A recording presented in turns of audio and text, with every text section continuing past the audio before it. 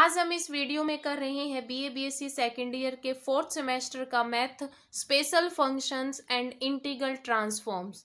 तो इस मैथ में हम इसका सेकंड चैप्टर स्टार्ट कर रहे हैं जिसका नाम है Bessel's equation and Bessel's function. तो देखो Bessel equation and Bessel functions जो आपका चैप्टर है ये सारा बीटा और गामा फंक्शन से रिलेटेड रहेगा स्टार्टिंग में। तो देखो बीटा फंक्शन और गामा फंक्शन की आपके पास जो कुछ प्रॉपर्टीज होंगी उनके कुछ फॉर्मूलेज होंगे जो आपको याद रखने हैं। तो यहाँ पर इस चैप्टर के स्टार्टिंग में आपके पास सारा कॉन्सेप्ट रहेगा बीटा एंड गामा फंक्शन का। तो सबसे पहले आपके पास आता है बीटा फंक्शन। तो देखो बीटा फंक्शन क्या होगा, द इंटीग्रल 0 to 1 x की power m minus 1 minus x की power n minus 1 dx where m greater 0 and n ग्रेटर 0 is called a beta function. यानी बीटा फंक्शन आपका क्या होगा कि जब आपका इंटीग्रल किस टाइप का हो, इस टाइप का हो, लिमिट आपकी 0 to 1 हो, x की power m minus 1 minus x की पावर n माइनस 1 dx, जहां पर m और n आपके क्या होंगे, ग्रेटर 0 होंगे। और हम इसको कैसे डिनोट करेंगे, बीटा एम एन से। ठीक है, हम बीटा एम एन से डिनोट करेंगे, इक्वल्स टू आपके पास ये रहेगा 0 to 1 एक्स की power m minus 1 minus x की पावर n माइनस 1 dx।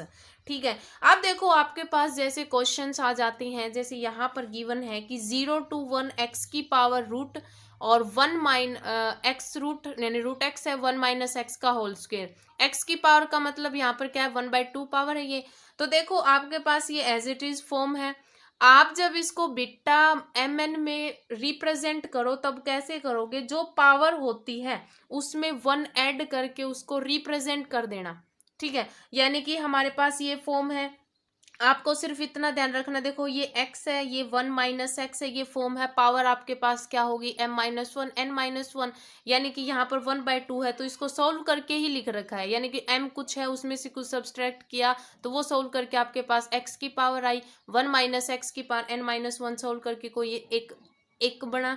ठीक है, तो 0 to 1 आपके पास लिमिट है। अब इसको बीटा एम एन में डिनोट करोगे तो देखो यहाँ पर x की पावर m माइनस 1 है, तो x की पावर m माइनस 1 है, यहाँ पर m है, इसका मतलब हमने यहाँ पर 1 ऐड करके बीटा की फॉर्म में रिप्रेजेंट किया। n माइनस 1 में 1 ऐड करोगे तो माइनस 1 प्लस 1 कैंसिल n आ गया। यानी बीटा एम एन में जब हम रिप्रेजेंट करेंगे इस इंटीग्रल को तब हम क्या करेंगे, जो पावर होती है उसमें एक ऐड करके आप रिप्रेजेंट कर देना। यहाँ पर देखो x की पावर 1/2 है तो प्लस 1 करोगे तो एलसीएम लोगे तो 2 1 3 3/2 आ जाएगा, यानी कि बीटा m की जगह 3/2 आ जाएगा। n माइनस 1 यानी 2, आप प्लस 1 ऐड करोगे तो 3 बन जाएगा। यानी कि क्या करोगे, जो पावर्स होती हैं उनमें आप एक ऐड करके उसको बीटा की फॉर्म में रिप्रेजेंट कर देना। ठीक है, तो आपकी वो बीटा की फॉर्म आ जाएंगी। सेम एज इट इज देखो नीचे है 0 to 1 एक्स की पावर माइनस 1/5, 1 माइनस एक्स की पावर माइनस 1/2 है। तो देखो जब आप यहाँ पर 1 ऐड करोगे तो आपके पास क्या बनेगा, 4/5 बनेगा। माइनस 1/5 में 1 ऐड करोगे 4/5 बनेगा, और यहाँ पर माइनस 1/2 में 1 ऐड करोगे तो 1/2 बनेगा प्लस का। तो आपके पास बीटा क्या गया, 4/5 और 1/2। यानी कि जो आपके पास बीटा फंक्शन होता है, इंटीग्रल में फॉर्म गिवन हो और आपको बीटा एम एन में रिप्रेजेंट करना है तो आप क्या करोगे, जो पावर होती है उसमें एक ऐड करके उसको बीटा की फॉर्म में रिप्रेजेंट कर देना। ठीक है, अब आपके पास कुछ प्रॉपर्टीज आती हैं बीटा फंक्शन की जिसे आपको याद रखना है। तो देखो क्या है कि beta m n is equals to होता है बीटा एन एम, यानी कि जब हम m और n को आगे पीछे कर दे कोई फर्क नहीं होगा, दोनों इक्वल होंगे।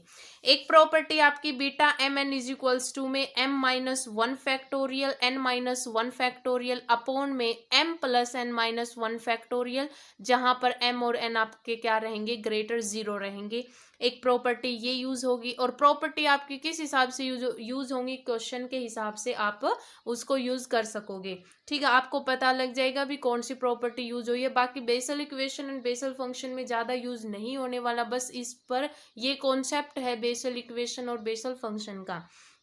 बीटा एम एन की एक प्रॉपर्टी ये भी कि 0 टू इन्फिनिटी एक्स की power m minus one upon में 1 प्लस एक्स की power m plus n d x, जहाँ पर एम और एन ग्रेटर रहेंगे 0 से। सेम बीटा एम एन की प्रॉपर्टी रहेगी 0 टू 1 एक्स की power m minus one plus में एक्स की power N minus one upon में 1 प्लस एक्स की power m plus n d x where m n greater 0।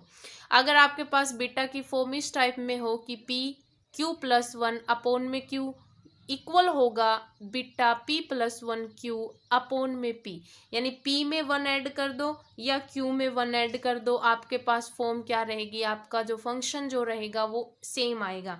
Beta P q plus one plus कर दो beta p plus one Q, वो आपका beta P Q में रहेगा। ठीक है, ये प्रॉपर्टीज आप याद कर लेना। तो देखो जो आपका फोर्थ सेम है इसमें आपके ये बीटा एंड गामा फंक्शन जो इसकी सीधी प्रॉपर्टीज आपको याद रखनी है। सिक्स्थ सेम में आपका इसका एक अलग चैप्टर बनेगा बीटा एंड गामा फंक्शन, जहां पर आपको हर एक प्रॉपर्टी प्रूफ करके दिखानी है। आपको सिर्फ यहाँ पर क्या करना है, सिर्फ याद ही रखना है। अब आपके पास आता है गामा फंक्शन। तो गामा फंक्शन को हम कैसे डिनोट करते हैं, गामा फंक्शन में इंटीग्रल होता है 0 टू इन्फिनिटी एक्स की पावर एन माइनस वन ई की power minus x D x, जहां पर एन की जो वैल्यू होती है वो ग्रेटर 0 होती है, is a function of n and is called gamma function. और गामा फंक्शन को हम कैसे डिनोट करते हैं, ऐसे डिनोट करते हैं, यानी कि जब हमारे पास ये इंटीग्रल गिवन हो और गामा एन की फॉर्म में जब आपको रिप्रेजेंट करना हो, तब आपके पास ये फंक्शन किस पर डिपेंड है, सिर्फ एन पर। तो जो एक्स की पावर जो गिवन होती है उसमें 1 ऐड करके आप उस गामा की फॉर्म में रिप्रेजेंट कर देना। ठीक है, जैसे आपके पास ये एग्जांपल गिवन है 0 टू इन्फिनिटी एक्स स्क्वायर ई की power minus x D x, आपको इसको गामा फंक्शन में रिप्रेजेंट करना है, तो आप क्या करोगे, एक्स की पावर में 1 ऐड करके गामा की फॉर्म में रिप्रेजेंट कर देना। तो यहाँ पर 2 में 1 ऐड करोगे 3 आएगा, यानी गामा 3 आपका यहाँ पर बन जाएगा। गामा 3 यानी कि जो पावर होती है इसको आप क्या लिखोगे, गामा 3। ठीक है, यानी कि n की पावर पर डिपेंड करेगा, x की पावर पर डिपेंड करेगा ना, क्योंकि x की पावर क्या n माइनस वन, इसमें 1 ऐड किया तो गामा n आया। आपके पास x की पावर जो भी होएगी उसमें आप 1 ऐड करके उसको गामा में रिप्रेजेंट करना। जैसे आप बीटा में 2 जगह यूज कर रहे थे कि m माइनस वन था और वहां पर n माइनस वन था, क्योंकि बीटा एम एन, लेकिन यहाँ पर गामा एन है, सिर्फ एन पर डिपेंड है। तो आपके पास एक्स की पावर होती है एन में, तो आप क्या करोगे, एक्स की पावर जो आपको गिवन होगी उसमें 1 ऐड करके उसको गामा की फॉर्म में रिप्रेजेंट कर देना। ठीक है, तो ये आपके सारे एग्जाम्पल्स हो जाएंगे। ठीक है, अब देखो गामा 1 की वैल्यू आप याद रखना, गामा 1 की जो वैल्यू होगी वो क्या होगी, आपके पास 1 होगी, क्योंकि जब आप इंटीग्रेशन लगाओगे, देखो 0 टू इन्फिनिटी ई की पावर माइनस एक्स होता है और एक्स की पावर क्या होता है, एन माइनस वन, एन क्या है 1, 1 माइनस वन करोगे 0 बन जाएगा dx, क्योंकि प्रॉपर्टी आपकी क्या होती है 0 टू इन्फिनिटी एक्स की पावर एन माइनस वन ई की पावर माइनस एक्स dx, उसी में पुट किया है। तो यहाँ पर देखो इंटीग्रेशन करोगे ई की पावर एक्स का, ई की पावर माइनस एक्स का, ई की पावर माइनस एक्स और माइनस एक्स का अपॉन में माइनस वन आएगा, और वो आपके पास क्या बनेगा, माइनस ई की power minus x, upper limit to lower limit put करोगे, जब अपर लिमिट पुट करोगे तो माइनस ई की पावर माइनस इन्फिनिटी आएगा, लोअर लिमिट पुट करोगे तो माइनस 0। तो आपके पास ई की पावर माइनस इन्फिनिटी 0 होता है, ई की पावर 0 1 होता है, माइनस माइनस प्लस 1, यानी गामा 1 की वैल्यू आपके पास क्या होती है, 1 होती है। रिकरेंस फॉर्मूला होता है गामा फंक्शन का कि गामा, सीधा याद कर लेना कि गामा एन जो होगा, गामा एन जो होगा उसको आप क्या लिखोगे, एन माइनस वन फैक्टोरियल। ठीक है, gamma n equals to n minus one factorial, या फिर आपके पास गामा एन ये भी यूज कर सकते हो, एन माइनस वन और गामा एन माइनस वन। ठीक है, ये रिकरेंस फॉर्मूला होता है गामा फंक्शन का। अब आपके पास आता है relation between gamma beta and gamma function. तो रिलेशन, ये फॉर्मूला मोस्ट इंपॉर्टेंट है कि beta m n is equals to gamma n upon में गामा एम प्लस एन, जहां पर एम और एन आपके ग्रेटर 0 रहते हैं। ठीक है, ये क्या है, रिलेशन है between gamma and beta function के बीच का। अब सब इंपॉर्टेंट रिजल्ट्स हैं, ये आपको याद रखने हैं कि गामा 1/2 जहां पर आ जाए उसकी वैल्यू सीधी याद रखनी है कि रूट पाई होगा। 0 टू इन्फिनिटी ई की power minus x square D x अगर आपके पास कहीं भी इंटीग्रेशन हो तो आपके पास जो वैल्यू होगी क्या होगी, -1/2√π होगी। और -∞ to ∞ की पावर -x² dx होगा, वहां पर आपकी जो वैल्यू वो √π होगी।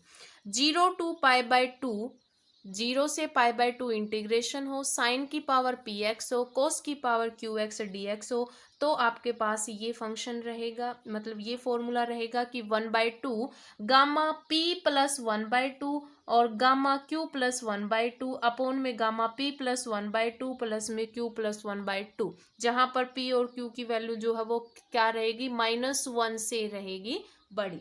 ठीक है, अब डुप्लीकेशन फॉर्मूला भी मोस्ट इंपॉर्टेंट है। क्या होता है डुप्लीकेशन फॉर्मूला, कि गामा m प्लस 1/2, ये अगर इस फॉर्म में आपके पास आ जाता है तो आप सीधा यूज करोगे कि √π अपोन में 2 की पावर 2m-1 और गामा 2m। ठीक है, तो आज इस वीडियो में इतना ही। नेक्स्ट वीडियो में हम बेसल इक्वेशन से स्टार्ट करेंगे। धन्यवाद।